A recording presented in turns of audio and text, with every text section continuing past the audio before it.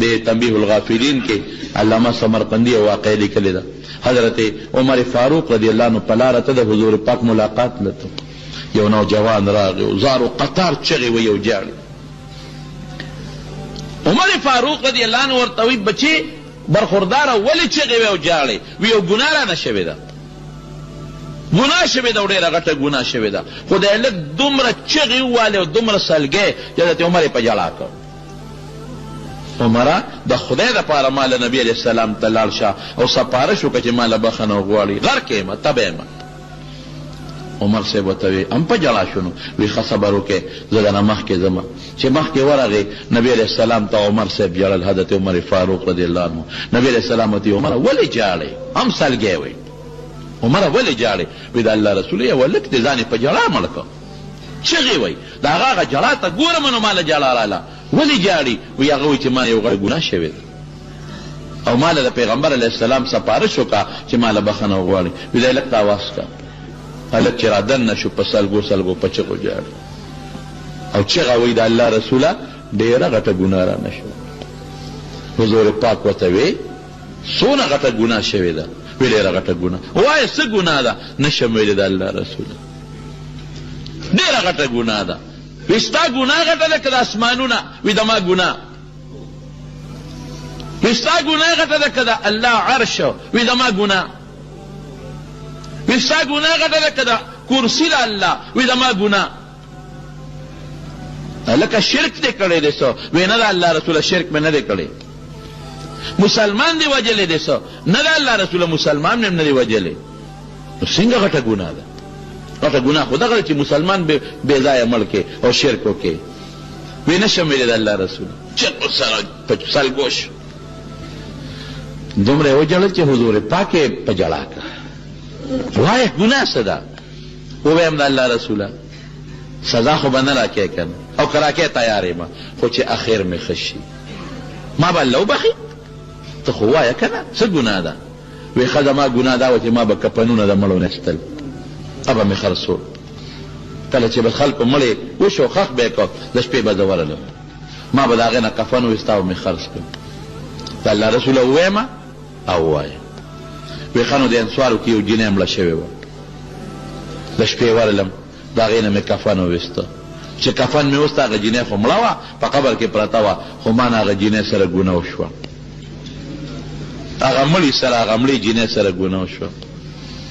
چې ګناه وشوه د هغه مړي جینۍ د وجود نه د هغې جینۍ په شان چغه راوچته شوه او ما ته یې ووې چې ای بنده ډېر ظلم دې وکړه، ډېر ظلم دې وکړه.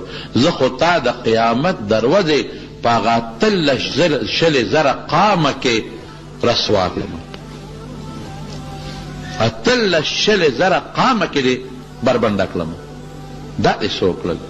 او د قیامت په دغه لویه ورځ به خلکو خو مړي خپل لمبولي دي نو خدای ته به پاک ودرېږي او زه دې په غټه بیودسۍ کې ور واچولم.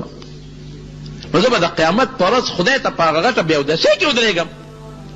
دومره دې وشرمولم، دومره دې رسوا کړم، دومره دې بېعزته کړم، د قیامت میدان کې دې وشرمولم. بس الله دا ګناه شوي، د الله رسول دا ګناه شوي. حضور پاک ورته فرمایل واقعي ډېره غټه ګناه دې کړې ده، ډېر لوی جرم دې کړی دی. مړي سره داسې ګناه یا زنانه سره؟ دا هلک پاڅېده، دا هلک وی ویرېدم پاڅېدم چې هسې نه چې ته بل څه آیت زما په حق کې نازل نه شي. او نبي علیه السلام خود غصه شو لاړ او چې څنګه لاړه نو صاحب غرونو ته لاړ، مدینه پرېښوده او په غرونو کې خدای ته چغې وایي یا خدایا نو ما نه خو ګناه شوې ده که نه الله؟ نو څوک دي چې ما به وبخي ستا نه بغیر؟ الله ته چغې شروع شو، جلا شروع شو. الله بل څوک ته چې ورته چغه ووه الله ستا در نه خو بغیر بل څوک نشته. زه خو حضور پاک لم لاړم هغې م غږونه کوي او غټه ګناه دې کړې ده. یا الله څوکم خدای ستا نه بغیر بل څوک دی، ستا د در نه بغیر بل څوک دی. خدای چا ته چغه ووامه یا خدایا که دلته مې پینیسي نو دا سر مې مات که خو چې خیرت کې مې بچ کړي. څلوېښت ورځې دا چغې ووالې، څلوېښت ورځې پس حضرت جبریل علیه السلام راغی نبي علیه السلام ته. جبریل علیه السلام پیغمبر علیه السلام ته وایي الله راولېږلم نبی علیہ السلام ته ووایه چې دا مخلوق تا پیدا کړی دی که ما پیدا کړی دی؟ حضور پاک وی نه الله پیدا کړی دی. وی الله وی چې دا رزق ته ورکوې که زه ورکوم؟ وی نه الله روزي ورکوم. وی ښه دا مخلوق چې ګناه وکړي زه به یې بخم که ته به یې بخې؟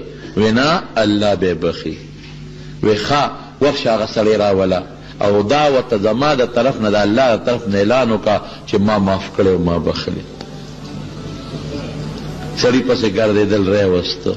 توبه استغفار داسې شی خو هغه د پښتنو توبه نه چې صرف غوږونه نیول دي او توبه توبه د بدو چې څوک نی نو عمله په بدو، هغه توبه نه، د زړه نه توبه. یا ایها الذین آمنوا توبوا الی الله توبة نصوحا. پښتانه وایي که نه؟ وی په نسوها مې توبه. دا نصوحا عربي لفظ دی. داسې توبه چې یا الله په دې ګناه ستومانه ما که مې نه وې کړې څه خبره وه الله آینده له به نه کوم، قصد به کې چې بیا به نه کوم، نفرت به پړه کې د ګناه نه پیدا کې او د خدای په دربار کې به د معافی اعلان وکړي، د معافی درخواست وکړي، بیا به د ګناه راته خدای پاک معاف کړي. نو زلزلې د خدای لوی قدرت او طاقت دی. علاج یې څه دی؟ استغفار، د خدای په دربار کې معافي غوښتل. او زما رونو ګورې کراله زما قسم په خدای چې دا ځمکه او جایداد او مال او دولت هر څه د نه پاتې دي، توبې ته به هم جوړ نشي، چت به د باندې کینی، تیر به د باندې راوغورځېږي، ځمکه به وشلېږي لاندې به ننوځي، بیا به څه کوې په دا مال او په دولت په دې بچو باندې. نو د خدای په دربار کې استغفار ډېر ووایه. ښه زلزلې دي خدای به دفع کی، که دفع نشوي تا خو به خدای د عذاب نه وساتي که نه. نو د خدای په دربار کې استغفر الله استغفر الله استغفر الله د الله نه توبه وباسئ، بخښنه غواړئ. او که دا پوره استغفار ویلی شئ استغفر الله الذي لا اله الا هو الحي القيوم واتوب الیه. ډېر ښه دی، علماو نه زده کړئ. استغفر الله من كل ذنب واتوب الیه. که دا هم نی یا الله تا نه بخښنه غواړم، یا الله تا نه معافي غواړم. او یارونو شته بل څوک چې د مونږ ګناه معاف کړي؟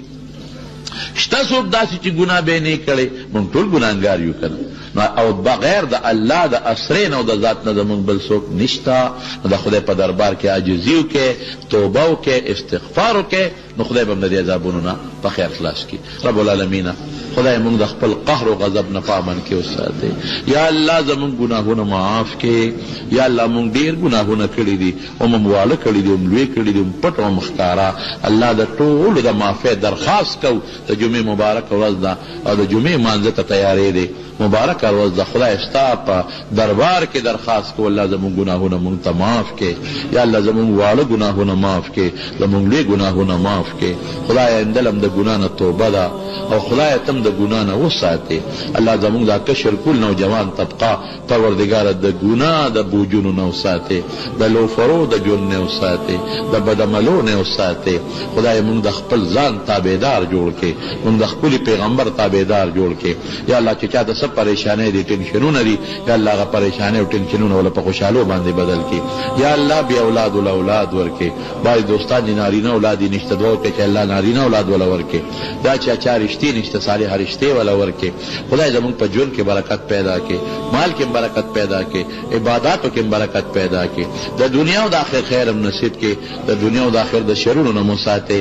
خدای د شیطان د ملګرتیا نه مو ساتئ. خدای ستا او ستا د رسول د دشمنۍ نه مو ساتئ. یا الله ستا او ستا د رسول مبارک د دشمنۍ نه مو ساتئ.